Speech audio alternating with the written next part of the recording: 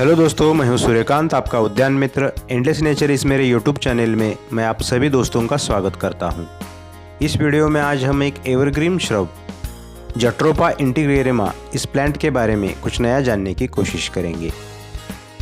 दोस्तों, इस छोटे छोटे सुंदर आकर्षक रेड कलर्स के फूलों वाले बुश या फिर श्रब को हम commonly red jatropha, peregrina, spicy jatropha, pandurifolia, fire cracker, star of Bethlehem, Shanghai beauty, rose flower jatropha ऐसे कई नामों से जानते पहचानते हैं और इसका साइंटिफिक नेम जट्रोपा इंटीग्रेरिमा है। इस जट्रोपा प्रजाति में अलग अलग प्रकार की 175 वनस्पतियां शामिल है। झाड़ियां, शर्ब्स और छोटे पौधों में सम्मिलित 175 प्रजाति की वनस्पतियां इस जट्रोपा समूह में आती है। इनकी प्रजातियों का मूल वितरण अफ्रीका, भारत, उत्तरी अमेरिका और कैरेबियन सी के ट्रॉपिकल एरियाज में होता है। दोस्तों, जट्रोपा की इन स्पेसीज में यह जट्रोपा इंटीग्रेरिमा मूल रूप से क्यूबा और हिस्पैनियोला, जहां कैरेबियन सी, मेक्सिको की खाड़ी और अटलांटिक महासागर मिलते हैं, वहां के मूल निवासी है और यह ट्रॉपिकल एरिया पृथ्वी के उत्तरी गोलार्ध में संयुक्त राज्य अमेरिका का हिस्सा है।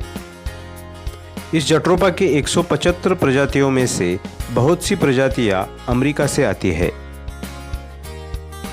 दोस्तों, यह जट्रोपा इंटीग्रेरिमा या फिर रेड जट्रोपा प्लांट यूफोर्बियासी परिवार का सदस्य है और यूफोर्बियासी फूलों के पौधों की कैटेगरी में एक बहुत बड़ा परिवार है, जिसमें लगभग फूलों की 7500 प्रजातियां शामिल है। इससे आप अंदाज़ा लगा सकते हो कि यह यूफोर्बिया फूलों का परिवार कितना बड़ा है और यूफोर्बिया के इतने बड़े परिवार में यह जट्रोपा प्रजाति सबसे पुराना जीन्स माना जाता है। इस पौधे को पहली बार अमेरिका में 19वीं शताब्दी के अंत में एक प्लांट उद्यान में सजावटी पौधों के रूप में प्रचारित किया गया था।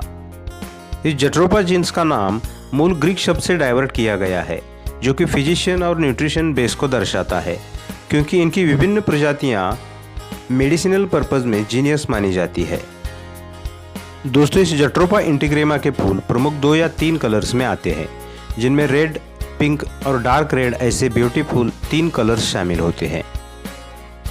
इनके छोटे छोटे चटकीले फूल स्टार शेप में होते हैं, जो अक्सर गुच्छों या क्लस्टर्स में आते हैं। इनके फूलों के क्लस्टर्स बहुत ही सुंदर और आकर्षक होते हैं, जो कि 4 या 5 इंच के राउंड शेप में डोम की तरह दिखाई देते हैं। इस जट्रोपा के एक ही पेड़ या बुश पे मेल और फीमेल टाइप के फ्लावर्स होते हैं, जिनका बीज द्वारा परागीकरण होता रहता है। फूलों में स्थित अमृत और पराग के लिए मधुमक्खियाँ इनके फूलों पर हमेशा मंडराती रहती है। साथ में इनके फूल चिड़िया और तितलियों को भी आकर्षित करते हैं। इनके बुश की एवरेज हाइट 10 से 14 फीट तक होती है और स्प्रेडिंग में भी यह रेड जट्रोपा 9 से 10 फीट तक स्प्रेड कर सकता है। आंगन की खुली ज़मीन में या फिर बड़े स्पेस में इनको पूरी तरह से एक डेवलप्ड प्लांट में ग्रो करने में कोई प्रॉब्लम नहीं आती, लेकिन कम जगह में भी इसको हम प्रूनिंग के ज़रिए मर्यादित रख सकते हैं। इसके मल्टीपल हरे ट्रंक की वजह से यह जट्रोपा हमेशा एवरग्रीन दिखाई देता है। इसकी एवरग्रीन पत्तियाँ ओवल शेप में या फिर इस तरह 3 लोब टाइप में होती है, जो 6 से 7 इंच तक लंबी होती है और इनके beautiful star shaped 1 inch diameter वाले फूल इनकी शाखाओं के अंतिम छोर पर पूरे साल भर गुच्छों में खिलते रहते हैं। हम हमारे गार्डन के एरिया में इस रेड जट्रोपा को हेजेस या फिर इनफॉर्मल स्क्रीनिंग के रूप में डेवलप कर सकते हैं, क्योंकि यह वैरायटी हमेशा एवरग्रीन लुक के साथ रेड और पिंक कलर्स के फूलों का ऑल ईयर बेहतरीन प्रदर्शन करती रहती है। इसलिए घर के गार्डन से लेकर बड़े बागानों में, प्राइवेट पार्क्स में, हाईवेज के डिवाइडर्स पे दुनिया भर में इस जट्रोपा वैरायटीज़ का बड़ी तादाद में प्लांटेशन हो गया है। लैंडस्केपिंग में यह वैरायटी एक अनोखा प्रदर्शन करती है। अगर आपके पास गार्डन की खुली जगह का अभाव है तो आप इसे कंटेनर्स या प्लांटर्स में भी अच्छी तरह से ग्रो कर सकते हैं।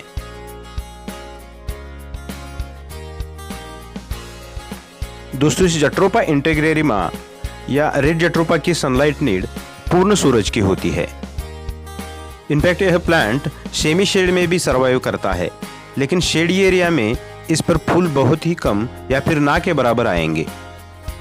मूल रूप से यह वैरायटी ट्रॉपिकल जोन से रिलेटेड होने के कारण इसे फुल सनलाइट में ग्रो करना चाहिए, तभी हम इसकी हेल्दी ग्रोथ के साथ इनके लुभावने फूलों के क्लस्टर्स का आनंद ले पाएंगे। इसलिए इस जट्रोपा को सनी लोकेशन वाली जगह ही हमें लगाना चाहिए। हर प्लांट की सनलाइट नीड अलग अलग होती है।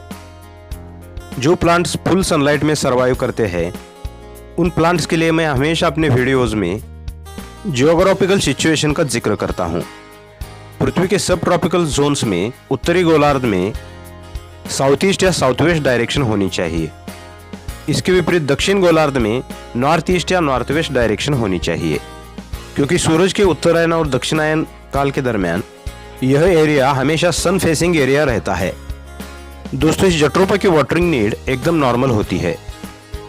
कम पानी की स्थिति में भी यह प्लांट वेल सर्वाइव करता है, इसलिए इसके कुल या फैमिली की तरफ हमें ध्यान देना चाहिए। नेचुरली यह प्रजाति यूफोर्बिया कुल से रिलेटेड है, जिसमें कैक्टस की प्रजातियां शामिल होती है, और कैक्टस की वाटरिंग नीड आप सभी दोस्त अच्छी तरह से जानते हो। ठीक उसी तरह बहुत ही लो मेंटेनेंस के साथ कम पानी में भी यह जट्रोपा वेल सर्वाइव करता है। यह जट्रोपा बहुत ही स्टर्डी प्लांट है। बागबानी में न्यू बिगिनर्स के शुरुआती कलेक्शन में यह पौधा एकदम फिट सेट होता है। इसे ज़्यादा देखभाल की ज़रूरत नहीं होती। आउटडोर्स में फुल सनलाइट के नीचे यह पौधा 15 सेल्सियस से लेकर 40 सेल्सियस तक अच्छी तरह से अपनी ग्रोथ मेंटेन करता है।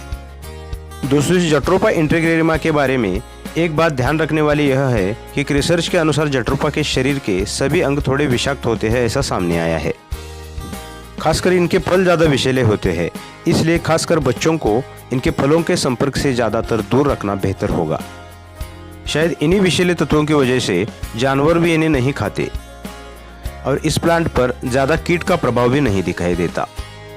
इसलिए आउटडोर्स में या घर के फेंसिंग वॉल के बाहर इन्हें लगाने में कोई प्रॉब्लम नहीं। दोस्तों, साल भर खिलने वाले मनमोहक सुंदर फूलों के इस पौधे के बीज विषैले बनाने के पीछे कुदरत की कौन सी व्यवस्था छुपी है, यह कुदरत ही जाने। इनफैक्ट इस जट्रोपा की कई वैरायटीज मेडिसिनल पर्पस में जीनियस मानी जाती है।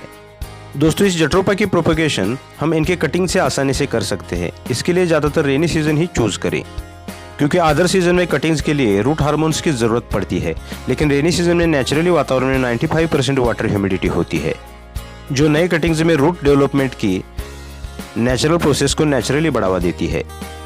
इनके इस तरह के फलों में जो बीज होते हैं उनसे भी हम इन्हें प्रोपगेट कर सकते हैं। इनके फल वर्षा ऋतु के आरंभ होने से पहले ही पक जाते हैं। प्लांटेशन के बाद लगभग 2 वर्षों में इनके फल प्राप्त होने लगते हैं। प्लांट नर्सरी से भी अच्छे हेल्दी प्लांट्स लेकर हम इन्हें ग्रो कर सकते हैं। दोस्तों, हर दिन इनके क्लस्टर्स से फूल खिलते रहते हैं, इसलिए चीनी भाषा में इस जट्रोपा इंटेग्रेरिमा प्लांट को किन ये यिंग या फिर री री यिंग कहा जाता है, जिसका मतलब होता है हर दिन फूलने वाला चेरी ब्लॉसम। कुदरत के हर एक निर्माण को देखने का हर एक का अपना अपना नजरिया होता है। दोस्तों, वीडियो अच्छी लगी है तो वीडियो को लाइक, शेयर और सब्सक्राइब जरूर करें और पास के बेल आइकॉन को भी प्रेस कर दें, ताकि आगे आने वाले नए वीडियोज़ की नोटिफिकेशंस आपको समय पर मिलती रहेंगी। अच्छा, तो दोस्तों, अगले वीडियो में फिर मिलेंगे एक नए प्लांट के साथ। टिल देन, गुड बाय, ओम साई।